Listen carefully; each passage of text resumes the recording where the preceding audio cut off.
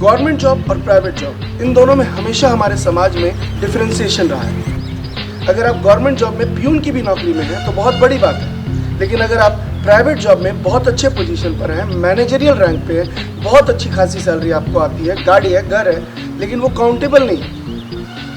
लेकिन समाज की ऐसी भ्रांतियों को कुछ नौजवानों ने हमेशा से झुठलाया है, अपवाद साबित किया। एक ऐसा ही नौजवान जो रांची से निकलकर पूरे विश्व में 9 देशों में भ्रमण कर चुका है, 9 देशों में अपनी कंपनी, अपने देश को रिप्रेजेंट कर चुका है, और ऐसे ही कई अवार्ड्स जो उसके अच्छे कामों के लिए उसे मिले हैं। चलिए आपको सुनाते हैं ऐसे ही एक नौजवान प्रभाकर कुमार की सक्सेस स्टोरी।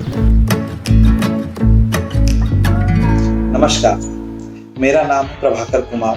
रांची में HEC सेक्टर 2 मेरा घर हुआ। मैं अभी as a senior regional manager Toto India Industries करके कंपनी है, Japan based company, multinational company, मैं उसमें कार्यरत हूँ।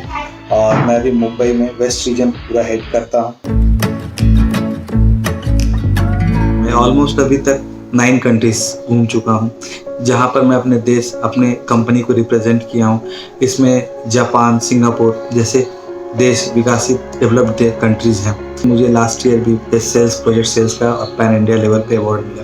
वो एक इतने बड़े मेरे अंदर का, आप बोल सकते हैं कि कॉन्फिडेंस लेवल हाई करता है कि जब आपको तो पूरे इंडिया के कंपनीज के जो लोग हैं उनके बीच में आप जब अवार्ड मिलता है पैन इंडिया लेवल पे, तब आपको समझ में आता है कि जो मेहनत है वो कभी भी जाया नहीं जाती है। मैं जब बॉम्बे में आया, मैं कुछ नहीं था, न रहने का घर, न कुछ। आज मेरे पास खुद का घर है, खुद की गाड़ी है। मैं बहुत पढ़ने में कभी अच्छा नहीं था, इसके लिए मैं बोलता हूँ। रांची हमारा एक छोटा शहर है, अगर हम सरकारी जॉब नहीं कर पाते तो प्राइवेट जॉब में हमारे वहाँ पर बहुत बड़ा स्कोप नहीं रहता है उसके लिए, खासतौर पर मार्केटिंग जैसे जॉब के लिए। 4 साल काम करने के बाद रांची में लगा कि अब फ्यूचर हम लोग का यहीं पर रह जाएगा। उसके लिए मैंने बहुत सारी किल्लतें देखी, संघर्ष देखा। मेरे पिताजी HEC में थे, HEC का हालत खराब था। मैं 3 भाई बहन पढ़ने वाले। जब मैं पुणे आया था काम करने के लिए, जॉब करने के लिए, मेरे एक दोस्त ने मुझे बोला कि जॉब करना है तो पहले MBA कर लो, उसके बाद अगर जॉब करोगे मार्केटिंग में तो यू कैन गो हायर। 2005 से 2007 तक MIT स्कूल ऑफ बिजनेस में मैंने MBA किया मार्केटिंग में।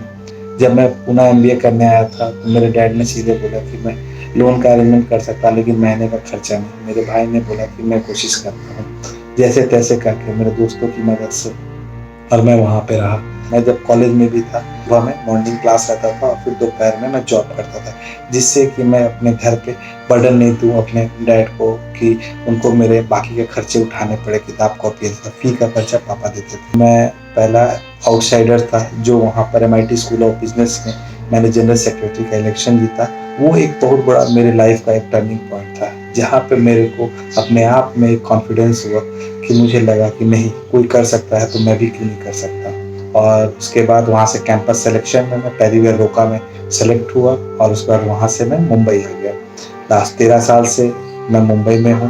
पहले मैं पेरीवेयर रोका में एज ए एरिया मैनेजर के थ्रू ज्वाइन किया, फिर जगुआर में मैं ज्वाइन किया एज ए मैनेजर, और फिर उसके बाद टोटो में मैंने ज्वाइन किया। और टोटो में लगातार उपलब्धियों के बाद आज मैं सीनियर रीजनल मैनेजर के कार पे यहाँ पर काम कर रहा हूँ। मेरे जैसे हजारों ऐसे हमारे मतलब बिहार और झारखंड में ऐसे लड़के हैं जिनका एक ही है कि बाप और उनके मतलब पीछे बैकग्राउंड में ऐसा कोई बहुत बड़ा सपोर्ट है नहीं। अगर वो जॉब नहीं मिलता है तो वो कुछ नहीं कर सकते। मेरे लिए भी एक वही चीज़ था कि अगर मैं जॉब नहीं करूँगा तो मेरे पीछे कोई बैकअप सपोर्ट नहीं है कि मैं जाके बिजनेस संभालूंगा, या मेरे डैड का बिजनेस है, या मेरे डैड बड़े पद पे हैं तो जो मुझे कहीं नौकरी लगवा देंगे, ऐसा कुछ नहीं था। जो करना था हमने करना था, और कुछ हमारे दोस्तों की मदद से ही मैं यहाँ तक आज पहुँचा हूँ। मैं हमेशा उन दोस्तों को कभी नहीं भूलता जो मेरे बुरे वक्त में साथ दिए। दिमाग में एक ही चीज़ मेरा रहता था कि जब वो कर सकता है तो मैं क्यों नहीं कर सकता। अपॉर्चुनिटी को हमेशा ध्यान में रखना है कि कभी आप अपॉर्चुनिटी को मिस ना करें। जो अपॉर्चुनिटी मिलता है आप खुद से इनिशिएट करें, और एज ए लीडर आपको हर चीज़ को इनिशिएट करना होगा।